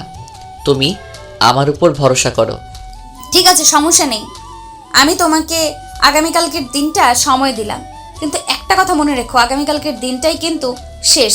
কারণ তুমি খুব ভালো করেই জানো কালকে সন্ধ্যার পর আমাকে আর এই বাড়িতে ঢুকতে দেওয়া হবে না। হ্যাঁ, সেটা আমি খুব ভালো করেই জানি, আর তাই তো আমি চেষ্টা করছি। তুমি কোনো চিন্তা করো না, আল্লাহর সহায় থাকলে আমাদের একটা ব্যবস্থা নিশ্চয়ই হয়ে যাবে। অতঃপর কথা শেষ করে দুজনেই ফোন কেটে দিল আর নেহা নিজের কাজকর্ম শেষ করে রাতের খাবার খেয়ে ঘুমিয়ে পড়ল। এদিকে নীল তার মায়ের সঙ্গে কথা বলতে মায়ের বেডরুমে গেল। কি ব্যাপার, আমার ছেলেটার কি হয়েছে? সে তো সচরাচর আমার বেডরুমে আসে না। আজকে কোনো সমস্যা হয়েছে নাকি, যেটার জন্য আমার কাছে এসেছে? মা, আসলে সেরকম কোনো ব্যাপার নয়। আমি তোমার সঙ্গে একটা কথা বলতে এসেছি। দেখো, আমি চিন্তা করেছি এখন থেকে আর বাসায় থাকবো না। তোমরা তো খুব ভালো করে জানো আমি ছোটোখাটো একটা চাকরি নিয়েছি, তাই আমি সিদ্ধান্ত নিয়েছি আমি আমার মতো করে আলাদা একটা ফ্ল্যাটে থাকবো। এটা কোনো কথা বাবা? আমি তো তোর এই কথাটাকে সাপোর্ট করতে পারছি না, কারণ তুই আমাদের একমাত্র সন্তান। আমাদের এই পুরো বাড়িটা আর যা সম্পদ আছে সব কিছুর একমাত্র উত্তরাধিকারী তুই। আর তুই কেন চাকরি করছিস সেটাই আমি বুঝতে পারছি না। আমাদের কিসের কমতি আছে? আলহামদুলিল্লাহ, তোর বাবা যা কামাই করেছে 7 পুরুষ বসে খেয়েও শেষ করতে পারবে না। দেখো মা, জীবনে টাকা পয়সা অর্থ সম্পদ এগুলো দিয়ে সব কিছু হয় না। জীবনে নিজেকে ভালো রাখার জন্য মাঝে মধ্যে অন্য কিছু করারও প্রয়োজন আছে, তাই আমি একটু ডিফারেন্ট ওয়ে খুঁজে নিয়েছি। আমি চাকরি করছি আর আলাদা ফ্ল্যাটে থাকবো, এটাই আমার সিদ্ধান্ত। আমি তোমাদের কাছ থেকে অনুমতি নিতে আসিনি, শুধু জানাতে এসেছি আমার জন্য কোনো টেনশন করো না, আমি ভালো থাকবো। আর হ্যাঁ, তোমাদের একটা কথা বলে যাচ্ছি, আমি ফিরে আসব, অবশ্যই ফিরে আসব। আমি যেই উদ্দেশ্য নিয়ে বাসা থেকে বের হচ্ছি সেই উদ্দেশ্য যেদিন সফল হবে সেদিন আমি অবশ্যই বাসায় ফিরে আসব। আচ্ছা বাবা, ঠিক আছে, কোনো সমস্যা নেই। তুই যদি আমাদের থেকে দূরে গিয়ে ভালো থাকতে পারিস তাহলে আমাদের কোনো সমস্যা নেই। তবে হ্যাঁ, একটা কথা, তোকে কিন্তু প্রতি সপ্তাহে এসে আমার সাথে দেখা করে যেতে হবে। তা না হলে কিন্তু আমি খুব কষ্ট পাবো, কারণ তুই আমার একমাত্র সন্তান। তোকে দূরে রাখতে এমনিতেই আমার কষ্ট হচ্ছে, কিন্তু তুই যখন বলছিস তুই কিছু পাওয়ার জন্য যাচ্ছিস, তাহলে আমি তোকে আটকাবো না। অতঃপর নীল তার মায়ের সঙ্গে কথা বলা শেষ করে মায়ের আশীর্বাদ নিয়ে রুম থেকে বের হয়ে পড়ে। পরের দিন সকাল হতেই নাস্তা করে নীল আবারও বের হয়ে পড়ে, কিন্তু সেদিন তাকে আর খুব বেশি সময় ঘোরাঘুরি করতে হলো না। সে তার স্বপ্নের ফ্ল্যাটের ঠিকানা খুঁজে পেল আর সেখানে কথাবার্তা বলে একদম বুকিং কনফার্ম করে তারপর বের হয়ে এসে সঙ্গে সঙ্গে নেহাকে ফোন দিল। নেহা, আমি আমাদের স্বপ্নের ফ্ল্যাটের ঠিকানা খুঁজে পেয়েছি আর বুকিংও কনফার্ম করে ফেলেছি। আর হ্যাঁ, তুমি কি তোমার সব কিছু গুছিয়ে রেখে এসেছো? হ্যাঁ, আমি আজ সকালেই সব কিছু গুছিয়ে রেখে তারপর বাসা থেকে বের হয়েছি। কারণ তুমি যদি আজ বাসা খুঁজে নাও পেতে, তাও আমাকে ওই বাসা থেকে বের হয়ে যেতে হতো। তাই আর কোনো রিস্ক না নিয়ে আমি সব কিছু গুছিয়ে রেখে তারপর বাসা থেকে বের হয়ে এসেছি। ওকে, সমস্যা নেই। আমি এখন আমার বাসায় চলে যাচ্ছি আর আমার প্রয়োজনীয় জিনিসপত্রাদি গুছিয়ে নিয়ে তারপর একটা ট্যাক্সি ভাড়া করে নিয়ে তোমার বাসার সামনে চলে আসব। তুমি কিন্তু আমার জন্য অপেক্ষা করবে, আমি নিজেই তোমাকে তুলে নেব। ওকে, সমস্যা নেই। তাহলে আজ অফিস থেকে বসকে বলে একটু আগে ভাগেই বের হয়ে যেতে হবে, কারণ নতুন জায়গায় সব কিছু গোছগাছ করতে হবে। তারপর আগামীকাল আবার ডিউটি আছে। এই কথা বলতে বলতে নেহা ফোনটা কেটে দেয় আর এদিকে দেখতে দেখতে বিকেল হতে চলে। তাই নেহা বসের কেবিনে যায়, বসের কাছে কথা বলে ছুটি নিতে। Excuse me boss, may I coming? Yes, coming. আরে নেহা, কি ব্যাপার, কি হয়েছে? তোমার কোনো সমস্যা নাকি? না, আসলে সেরকম কোনো ব্যাপার নয়। আসলে আজ আমার একটু ছুটি লাগবে, একটা প্রবলেমে পড়েছি, তাই বাসায় গিয়ে কিছু কাজ করতে হবে। আর যদি আমাকে 3টে নাগাদ ছুটি দিতেন তাহলে একটু ভালো হতো আর কি। এদিকে নীল আগে থেকেই ফোন দিয়ে বসকে সবকিছু জানিয়ে রেখেছিল আর বস সবকিছু জেনেও নেহার সামনে না জানার ভান করছিল। তাই নেহাকে বলল, এই ব্যাপারে দেখো না, আসলে নীল আজ 2 দিন ধরে অফিসে আসছে না, আর এখন তুমিও ছুটি চাইছো। অফিসে অনেক কাজের প্রেশার আছে, এখন তোমাকে কিভাবে ছুটি দেই বলো তো? কিন্তু বস, ছুটিটা আমার খুবই প্রয়োজন ছিল, তাই কাইন্ডলি প্লিজ ছুটি দিতেন, তাহলে আমার জন্য খুবই ভালো হতো। ঠিক আছে, সমস্যা নেই। তুমি যখন এত করে বলছো তাহলে আমি তোমাকে ছুটি দিচ্ছি। আর হ্যাঁ, তবে তোমাকে আরেকটা কথা বলে দিচ্ছি, আজকের পর থেকে কিন্তু কখনো এভাবে ছুটি চাইবে না, কারণ তুমি তো জানোই আমাদের কোম্পানি সম্পর্কে এভাবে ছুটি দেওয়ার নিয়ম আমাদের কোম্পানিতে নেই। ঠিক আছে বস, থ্যাংক ইউ সো মাচ। তাহলে আমি আসি। এই কথা বলতে বলতে নেহা বসের কেবিন থেকে বের হয়ে নিজেই কেবিনে চলে আসে। আর এদিকে কিছুক্ষণ পর অফিস থেকে বের হয়ে বাসায় চলে আসে নেহা। লাগেজপত্র নিয়ে নিজের রুম থেকে বের হচ্ছিল, এমন সময় তার খালা এসে সামনে দাঁড়ায় আর তাকে বলতে থাকে, কি ব্যাপার নেহা, তুই কি সত্যি সত্যি আমাদের বাসা ছেড়ে চলে যাচ্ছিস? হ্যাঁ খালা, তোমরা যখন আমাকে তোমাদের বাড়িতে থাকতে দিবে না, তাহলে আমি থাকবো কি করে? আমাকে তো আমার ঠিকানা খুঁজে নিতেই হবে। তাছাড়া একটা কথা আমি খুব ভালো করেই বুঝতে পেরেছি, পৃথিবীতে কেউ কারো আপন হয় না, সবাই নিজেদের প্রয়োজন আর আত্মসম্মান নিয়ে ভালো থাকতে চায়। ঠিক আছে, তোমাদের আমি কখনোই কোনো দোষ দিব না, তোমরা আমাকে ভালো কিছুই দিয়েছো। যাই হোক, আমি আসছি, পারলে আমার জন্য দোয়া করো যেন ভবিষ্যতের দিনগুলোতে ভালো কিছু করতে পারি। এই বলে নেহা তার খালাকে আর কোনো কথা বলার সুযোগ না দিয়ে সেখান থেকে বের হয়ে চলে গেল। বাসার সামনে দাঁড়িয়ে নীলের জন্য অপেক্ষা করছিল। প্রায় 10 মিনিট পর নীল সেখানে এসে পৌঁছালো। তারপর নেহার লাগেজ আর ব্যাগপত্র গাড়িতে তুলে নিল। তারপর তারা চলে গেল তাদের স্বপ্নের ঠিকানায়। ফ্ল্যাটে পৌঁছিয়ে নেহা নীলকে বলতে থাকে, নীল দাঁড়াও, আমি আগে আমার রুমটা পছন্দ করে নেই, তারপর যেটা থাকবে সেটা তো তুমি থাকবে, কারণ একটা কথা জানো তো, ladies first. Okay my dear, কোনো সমস্যা নেই। তোমার যেটাতে পছন্দ হয় তুমি সেটাতেই থাকতে পারো, তাতে আমার কোনো আপত্তি নেই। আমি ছেলে মানুষ, আমার একটাতে থাকতে পারলেই হলো। এই কথা শুনে নেহা তৎক্ষণাৎ রুমগুলো খুঁটিয়ে খুঁটিয়ে দেখতে লাগলো। তারপর নিজের জন্য ব্যালকনি সহ যে রুমটা ওটা পছন্দ করে নিল। আর অপোজিটে যে রুমটা ছিল ওটার পাশে কোনো ব্যালকনি ছিল না, তাই ওটাতে নীলকে থাকতে দিল। অতঃপর যে যার রুমে গিয়ে নিজেদের মতো নিজেদের রুমটা গুছিয়ে নিল। ভোজ কাজ শেষ হতে রাত প্রায় 10টা বেজে গেল। তারপর দুজনে ড্রয়িং রুমে এসে বসলো। তখন নীল নেহাকে বলতে থাকলো, দেখো নেহা, এখন তো অনেক রাত হয়ে গেছে, 10টার উপরে বাজে, আর আমাদের পেটেও খুব ক্ষুধা লেগেছে। এখন একটা কাজ করা যাক, আজকে তো প্রথম দিন, চলো আমরা বাইরে থেকে কিছু খেয়ে আসি, কালকে থেকে রান্না করে খাওয়া যাবে। আর হ্যাঁ, 1 সপ্তাহ তুমি রান্না করবে, 1 সপ্তাহ আমি। এখন কে আগে রান্না করবে আর কে পরে রান্না করবে সেটা তুমি ঠিক করো। এইভাবে আমার প্রবলেম হবে। একটা কাজ করা যায়, সকালে আমি রান্না করি আর রাতে তুমি, নয়তো সকালে তুমি আর রাতে আমি। ঠিক আছে, এতে আমার কোনো প্রবলেম হবে না।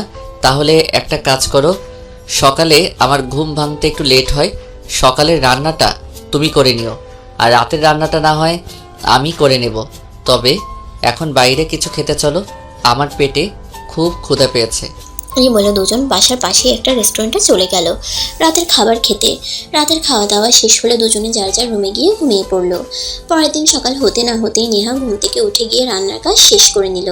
এদিকে অফিস টাইম আর মাত্র 8 ঘন্টা বাকি আছে। নীলা এখনও দরজা বন্ধ করে রুমে ঘুমোচ্ছে, তাই নেহা তার রুমের দরজায় নক করতে শুরু করলো। এই নীল, কি ব্যাপার, কি হলো তোমার? তুমি এখনো ঘুম থেকে উঠছো না কেন? অফিসের টাইম তো হয়ে গেছে, এখনই আমাদের অফিসে যেতে হবে, আর মাত্র 30 মিনিট সময় বাকি আছে। নাকি তুমি আজ অফিসে যাবে না? নেহার গলার আওয়াজ শুনতে পেয়ে নীল ধরফর করে উঠে বসলো আর তাড়াতাড়ি রুমের দরজা খুলে বাইরে এসে নীল নেহাকে বলতে থাকে, আরে এটা তুমি কি করলে? সকাল 7:30 বেজে গেছে আর এখন তুমি আমাকে ডাকতে এসেছো? তুমি আরও আগে আমাকে কেন ঘুম থেকে উঠালে না? আমি তো তোমাকে বলেছিলাম আমি সকালবেলা ঘুম থেকে উঠতে পারি না। এটা তো তোমার মাথায় রাখা উচিত ছিল নাকি? আরে বাবা, তুমি আমাকে কেন দোষারোপ করছো? আমি তো সেই সকালে ঘুম থেকে উঠে ফ্রেশ হয়ে রান্না করেছি, আর আমি তো ভেবেছিলাম তুমি ফ্রেশ হয়ে নাস্তার টেবিলে জয়েন করবে, কিন্তু আমি নাস্তার টেবিল গুছিয়ে রেখেও দেখি তুমি এখনো ঘুম থেকে ওঠোনি, তাই তোমাকে ডাকলাম। এখন কথা না বাড়িয়ে তাড়াতাড়ি ফ্রেশ হয়ে আসো। আচ্ছা বাবা, ঠিক আছে, আমি এক্ষুনি আসছি। তুমি নাস্তা শুরু করে দাও, তা না হলে আবার তোমার লেট হয়ে যাবে। তুমি তো আবার খাবার খেতে অনেক সময় নাও। হ্যাঁ, সেই জন্যই তো আমি একটু আগে ভাগেই শুরু করি। আচ্ছা ঠিক আছে, এখন তুমি কোনো কথা না বলে তাড়াতাড়ি আসো, তা না হলে কিন্তু সত্যি সত্যি লেট হয়ে যাবে। অতঃপর নীল ফ্রেশ হয়ে এসে নাস্তার টেবিলে জয়েন করে। তারপর তাড়াতাড়ি নাস্তা শেষ করে রেডি হয়ে দুজনে অফিসে চলে যায়। দুজন একসঙ্গে অফিসে প্রবেশ করেছে সেটা অফিসের বস দেখে। আর কিছুক্ষণ পর বস নীলকে নিজের কেবিনে ডাকে আর জিজ্ঞাসা করে, কি ব্যাপার স্যার, আমি বুঝতে পারছি না কিছুই, আজ নেহা আর আপনি একসঙ্গে? আপনি তো দেখছি বড্ড ভুলো মনের মানুষ। আপনাকে তো আমি সব কিছু বললাম, আর সব কিছু বলার পরও আপনি আমাকে এই প্রশ্ন কেন করছেন? ও আমার মনে পড়েছে। আই এম সো সরি, আসলে আমি বুঝতে পারছি না ইদানিং আমি কেন সব কিছু গুলিয়ে ফেলছি। আচ্ছা ঠিক আছে, আপনাদের জন্য শুভকামনা রইল। Best of luck. যত্নে রাখবেন যেন খাঁচা থেকে পালিয়ে না যায়। হ্যাঁ, সে তো অবশ্যই দোয়া করবেন যেন আমি আমার ভালোবাসার ময়না পাখিটাকে আমার মনের খাঁচায় বন্দি করে রাখতে পারি। কথাগুলো বলে দুজনে যার যার কাজে চলে গেল। এদিকে দেখতে দেখতে বেশ কয়েকদিন চলে গেল। সকালে নেহা রান্না করতো আর রাতে নীল অফিস থেকে এসে রান্না করতো, কিন্তু সে একা একা কিছুই করতে পারতো না। নেহাকে প্রত্যেক দিনই তাকে সহযোগিতা করতেই হতো। যেদিন নেহা নীলকে সহযোগিতা করতে না আসতো সেদিন নীল একটা ঝামেলা করেই বসতো। তাই নেহা নীলকে বলে, তোমাকে আর রান্না করতে আসতে হবে না। আমি অনেক চেষ্টা করেছি তোমাকে সব কিছু শিখিয়ে দেওয়ার, কিন্তু তোমার মনে হয় শেখার আগ্রহটাই নেই।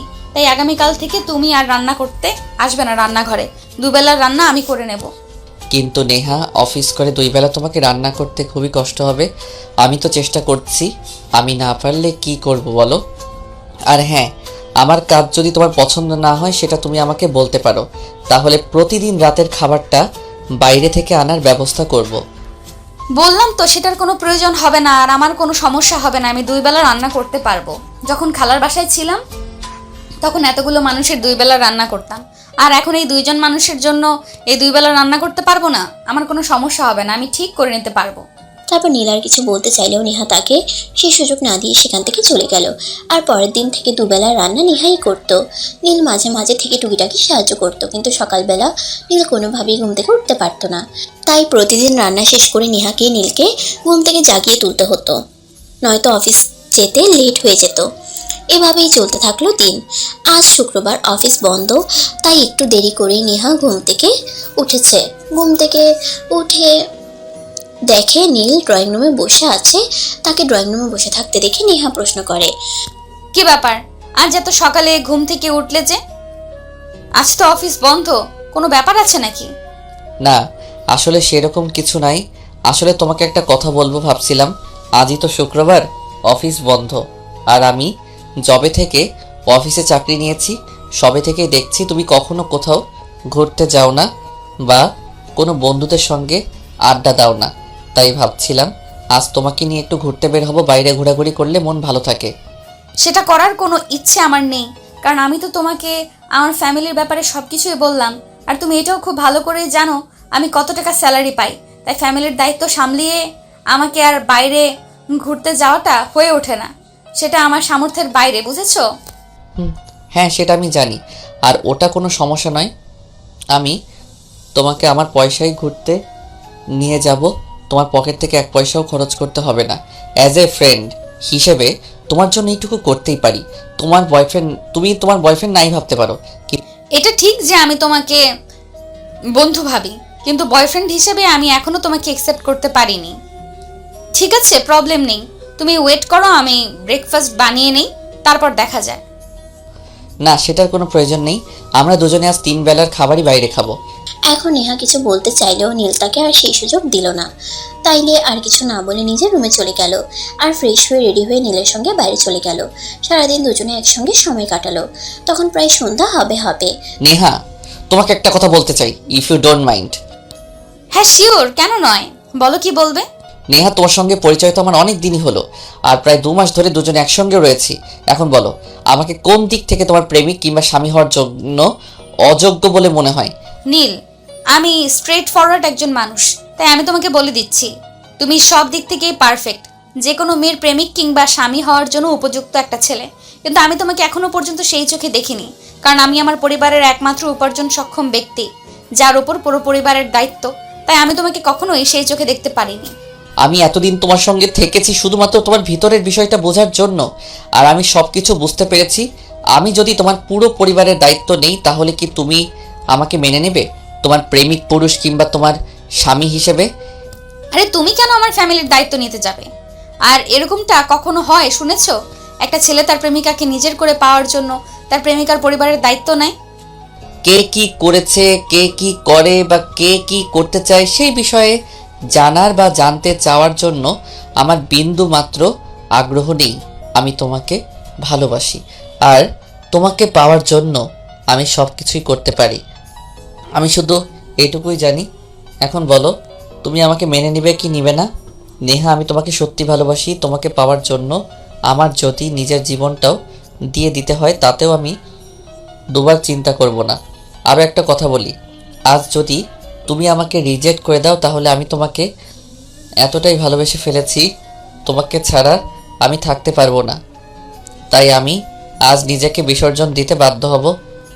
প্লিজ নীল, এইভাবে কখনোই কাউকে বলতে হয় না, কারণ ভালোবাসা কিন্তু জোর করে আদায় করে নেওয়া যায় না। আমি কোনো কিছু জানি না আর জানতেও চাই না।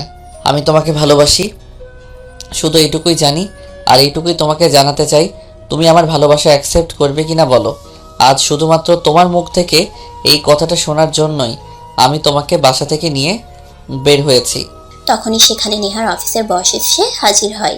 আর নেহা অফিসের বসকে দেখে অনেকটা চমকে যায় আর থতমত খেয়ে বলতে থাকে, বস আপনি এখানে? হ্যাঁ নেহা, আমি এখানে আর আজ তোমাকে কিছু বলতে এখানে এসেছে। আমি তোমার অফিসের বস। তুমি আমাকে কি মনে করো সেটা আমি জানি না, কিন্তু আমার মনে হয় তোমাকে কিছু সত্য কথা বলা প্রয়োজন, সেগুলো আমি জানি। হ্যাঁ অবশ্যই, বলুন না কি বলবেন। আপনি আমার অফিসের বস, আমি আপনাকে অনেক সম্মান আর শ্রদ্ধা করি। আপনার যদি মনে হয় থাকে আপনার আমাকে কিছু বলার আছে, অবশ্যই বলতে পারেন।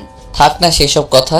নেহা যদি নিজের মন থেকে আমাকে মেনে নিতে না পারে তাহলে সেই ভালোবাসার আমার প্রয়োজন নেই। আপনি চুপ করুন আর আমাকে বলতে দিন, কারণ আমি আপনাকে দেখেছি আপনি কতটা কষ্ট করেছেন নিজের ভালোবাসাকে নিজের করে পাওয়ার জন্য। তাই আজ আমি আর নিজের মুখ বন্ধ করে রাখতে চাই না। নেহাকে সব কিছু বলে দিয়ে যাই, তারপর নেহা কী করবে সেটা একান্তই তার ব্যক্তিগত সিদ্ধান্ত। বস আমি আপনাদের কথার আগাগোড়া কিছুই বুঝতে পারছি না, প্লিজ আপনারা আমাকে একটু খুলে বলুন কি হয়েছে। নেহা, আসলে তোমার সামনে যে মানুষটা দাঁড়িয়ে আছে, মানে যাকে তুমি নীল বলেছিল, সেই মানুষটার আসল পরিচয় কি তুমি জানো? না বস, সেরকম কিছুই আমি জানি না আর কখনো জানার চেষ্টাও করিনি। কে সে, কি তার পরিচয়? আমি যে কোম্পানিতে চাকরি করছি সেই কোম্পানির একমাত্র কন্যাধর আমাদের অ্যাডমিন স্যারের একমাত্র ছেলে নীল চৌধুরী। এই কথাটা শুনে নেহা এক কদম পিছিয়ে গিয়ে বলতে থাকে, মানে এতদিন তাহলে নীল আমার সঙ্গে মিথ্যে পরিচয় থেকেছে। নীল সরি, কারণ আপনি কিন্তু এটা একদমই ঠিক করেননি। আপনার আমাকে জানানো উচিত ছিল যে আপনি আমাদের কোম্পানির এমডি স্যারের একমাত্র ছেলে এবং আমাদের এই কোম্পানির ভবিষ্যৎ এমডি। কিন্তু একটা কথা কোনোভাবেই আমার মাথায় ঢুকছে না, আপনি কেন এতদিন নিজের পরিচয় লুকিয়ে রেখেছিলেন আর কেন আপনি এভাবে আমার পেছনে ঘুরঘুর করে বেরিয়েছেন। আপনি তো কোটিপতি বাবার একমাত্র আদরের ছেলে। আপনি তো চাইলেই দেশের সেরা 10 জন সুন্দরীর মধ্যে থেকে কোনো একজনকে বেছে নিতে পারতেন বা পারেন, কিন্তু আপনি কেন আমার পেছনে পড়ে রয়েছেন? নেহা, তোমার কথার উত্তর আমি তোমাকে দিচ্ছি, কারণ স্যার তোমাকে অনেক ভালোবাসেন। প্রথম যেদিন তোমাকে দেখেছিল সেদিন তোমাকে ভালোবেসে ফেলেন, তাই তোমার কাছাকাছি থাকার জন্য আমাদের অফিসে নিজের পরিচয় গোপন রেখে চাকরি দেন। তোমাকে একটু ভালো করে জানতে, একটু ভালো করে বুঝতে এতটা সময় তিনি নিয়ে যান। তিনি নিজেকে তোমার কাছে ভালোভাবে প্রেজেন্ট করতে চেয়েছিল, কিন্তু সেটা পেরেছে কিনা সেটা আমি জানি না, তবে তোমাকে খুব ভালোবাসেন তিনি। আপনি তো কোটিপতি বাবার একমাত্র আদরের ছেলে। আপনি তো চাইলেই দেশের সেরা 10 জন সুন্দরীর মধ্যে থেকে কোনো একজনকে বেছে নিতে পারতেন বা পারেন, কিন্তু আপনি কেন আমার পেছনে পড়ে রয়েছেন? ভালোবাসেন সেটা না হয় বুঝলাম, কিন্তু ভালোবাসলে নিজের পরিচয় গোপন রাখতেন, বা আমার মনে হয় তিনি আমার সঙ্গে শুধুমাত্র টাইম ওয়েস্ট করার চেষ্টা করেছেন, কখনো সত্যিকার অর্থে ভালোবাসার চেষ্টা করেন নাই।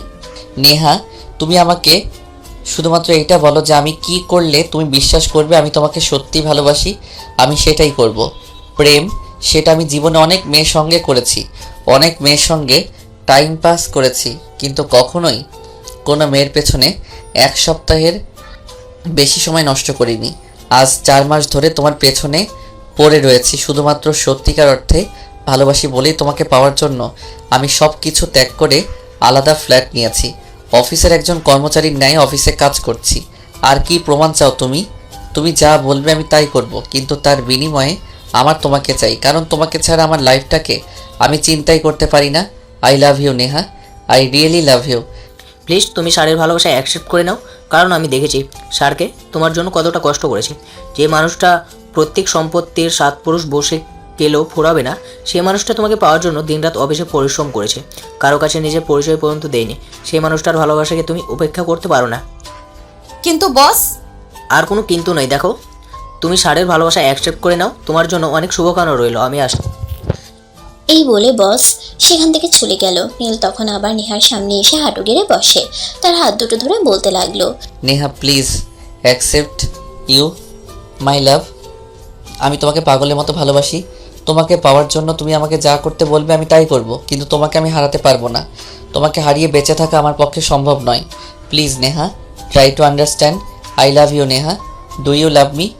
নেহা তখন বেশ কিছুক্ষণ চুপ করে রইল, আর তারপর নীলকে উদ্দেশ্য করে বলল, ইয়েস, লাভ ইউ টু। পাগলটা, ভালোবাসা পাওয়ার জন্য কেউ এমন করে? এই বলে নীলকে হাত দুটো দূরে উঠে দাঁড় করায় আর তাকে জড়িয়ে ধরে। তখনই নীল তাকে বলতে থাকে, আমি যে তোমাকে সত্যি সত্যি ভালোবেসেছি।